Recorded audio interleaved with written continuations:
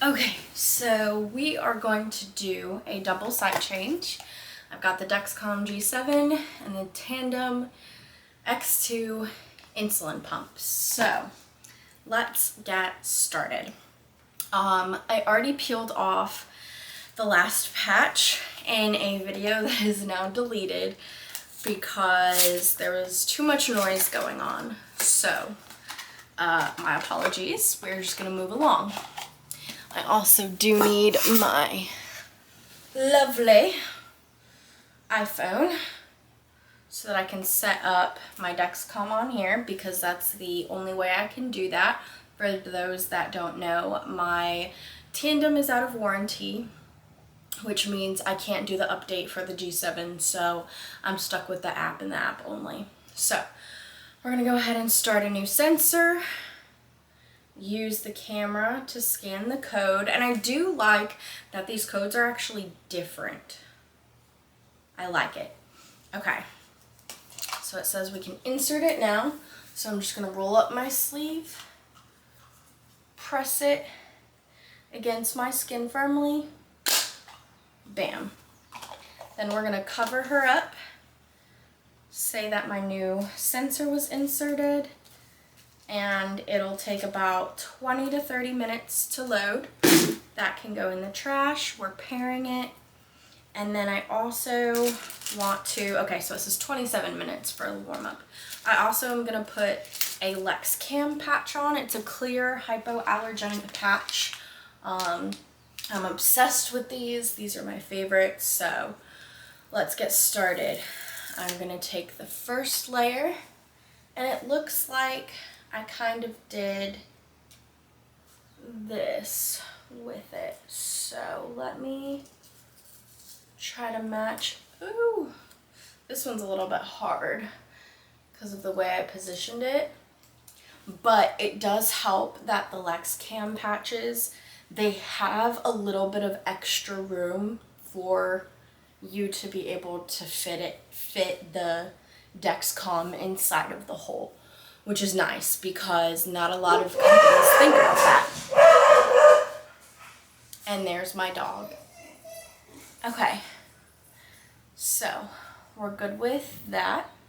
We're gonna go ahead and take off right here. There we are. Beautiful. Okay, now that the Dexcom is taken care of, we're gonna go ahead and move on to the insulin pump. I keep the patches just in case, but for the most part, I haven't been using them. I've been using the Lexcam ones. So I know that I said this in the previous video that is now deleted, but essentially I'm doing this on the bed because I don't really have a good space to like record or do any of that. So the bed it is. You'll learn that I think a lot of diabetics don't really do their site changes in very, I don't want to say sterile areas, but that's basically what I'm trying to get at. I wish I could say I was a perfect diabetic, but I am not. And I don't ever really expect myself to be. So there's that.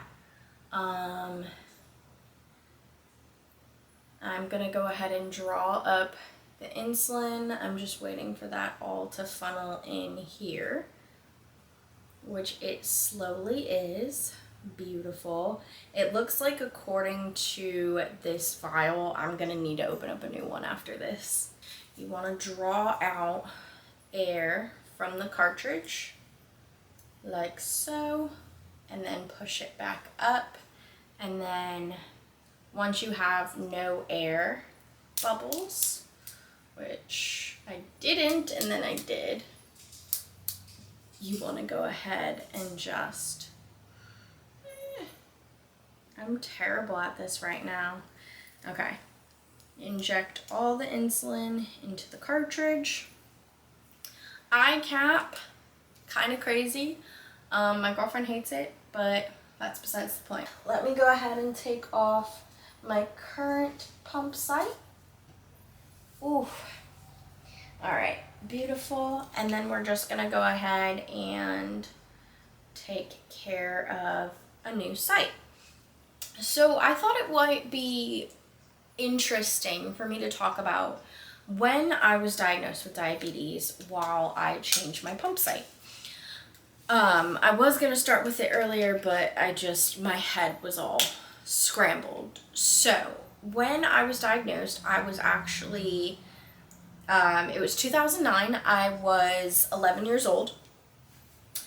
I was eating, playing, running around like a normal kid, but I had lost 15 pounds.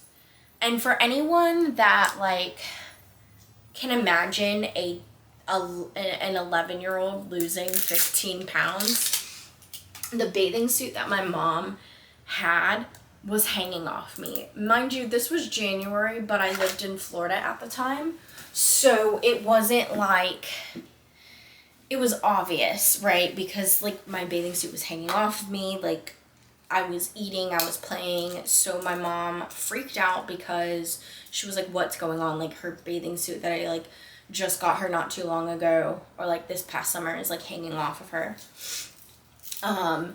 So obviously that was a scary moment for my mom. I didn't really understand what was going on. I didn't even realize I was losing weight because I was eating, I was still doing everything normally. Now, I also must say, I was freaking out after my mom wanted to take me to go to a doctor because I was like, you know, like, I don't think anything's wrong with me. Like, I was scared. But it's funny because I had actually, so this was in January. This was like January 26th. But it was funny to me because I remember in like that New Year's, my parents had dropped me and my brother off at my grandparents' house, and I felt like water tasted like iron, and so my grandmother told me to drink milk, and I instinctually chose to disobey her order of drinking milk, which in the long run, like looking back, I'm thankful that I did, but like it's scary as a kid to disobey like your guardian, right? But I had ended up drinking water, and I think that really helped me because water does help kind of dilute, you know, your blood, dilute the sugars and flush out the ketones out of the system. So I do remember that, and I do remember that like I was sleeping, and that was the only time that I wasn't in pain because I was like in the fetal position, like almost like appendicitis kind of feeling, just like in the fetal position, so much pain, crying, like it wouldn't stop, and like napping was the only way I could get away from that pain because I wasn't awake. And it's crazy to me that that happened on the week of New Year's, and then it took 20 additional days because I must have like been feeling better and trying to chug along because, you know, I'm an otherwise healthy kid.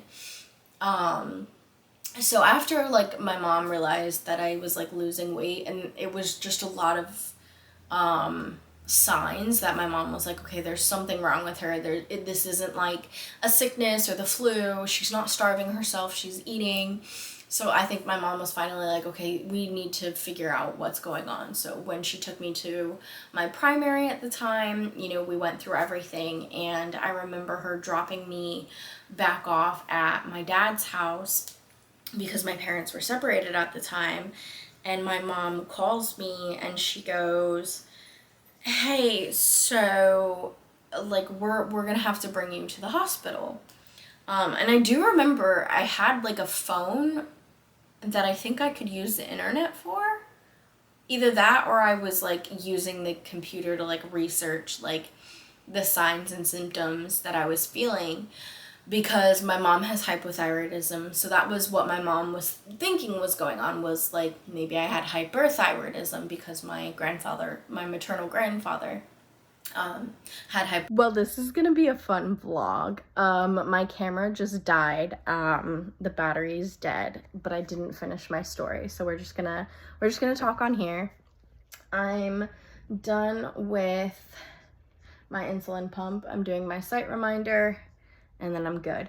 But basically, I just wanted to say, like, you know, it was like possibly hyper or hypothyroidism, but she had called me and said that she got the results from my primary care doctor and I needed to go to the hospital. So that's when I ended up going to the hospital, and you know, they explained my diabetes diagnosis and everything. And I remember I was in the hospital room, and my parents are divorced, so like this was the first time my mom and dad were in the same room, and they were like cordial with each other. But my brother was also there, and the one thing that I will never forget that always hits me hard every single time is that my brother was visibly upset, and he was like, you know, Marissa, like, if I could have your diabetes so you didn't have to, like, I wish that I could just take it from you. And in that moment, I realized how protective my brother was of me and how much he did love me and care about me, because he was saying that he would rather have this disease than see me go through it. And I think that just speaks volumes about his character. But that was definitely an emotional day for me. I remember it, you know, I don't want to say all too well and make a joke, but I do remember it often. And it was January 26, 2009, and it's just a date. Like, diabetics just have that date stuck in their head. So here is to 15 years of me kicking diabetes ass. I am trying my best every single day. I get burnt out, I get sick and tired, I get annoyed and frustrated, and all of the unimaginable emotions that you could even relate with diabetes. But I am still fighting. I'm still here. I'm still alive and well. I do have issues with my eyes and my eyesight that I'm working closely with, you know, a retina specialist now. And I want to live a happy and healthy life. And even though in the past I had, you know, very low depression episodes, I think that I'm at a point in my life where I want to be healthy, and that is the goal. So I'm going to be taking care of myself. I'm going to be making sure that I am on top of my sugars. And I just got the good news that my Beta Bionics iLet pump is shipping out. And I'm really excited because as soon as that comes in, I'm going to record another vlog. And I'm going to walk through me trying it on and everything with y'all. And I'm really excited because for the first time since March, mind you, it's May, so it's been 2 months since I've had to deal with this whole G7 insulin pump not connecting with each other thing. So I'm going to be really excited to have an insulin pump connected with the G7 again, because I need it. I need it. I'm so serious. So I'm really excited because I will get to closely monitor my sugars again, get my A1C down as much as possible before my next endo appointment.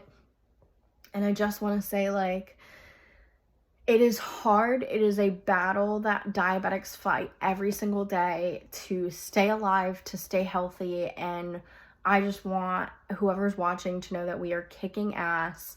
We are trying our best and not letting diabetes define us as people or our health, because it is hard to remember that even though, like, I've had my issues in the past with taking care of myself, like, those issues can come up now and creep and creep up on me. You know, all the DKA episodes, the high sugars, like, can affect me now. So that's why at this point in my life, I want to try my best to keep everything under wraps and under control so that I can live healthy as long as possible, that I don't go blind, that I don't lose a limb. You know, these are definite fears that every diabetic, I'm sure, has experienced at one point or another, knowing, like, if I don't take care of myself every single day, if I don't keep my sugars under control, I could go blind, I could lose a limb, I might be paralyzed, I might be bedridden. Like, you never know what can happen. I could die, you know, like, it comes into perspective that, like, there's just so much that diabetes can affect. So I just want to say, like, I'm chugging along and doing my best, and thank you guys so much for watching. I'm so sorry I had to switch to my phone, but we did great. And the next diabetes vlog will be ready to go with battery operated, like I will be good to go. Love you guys so much. Thank you for watching.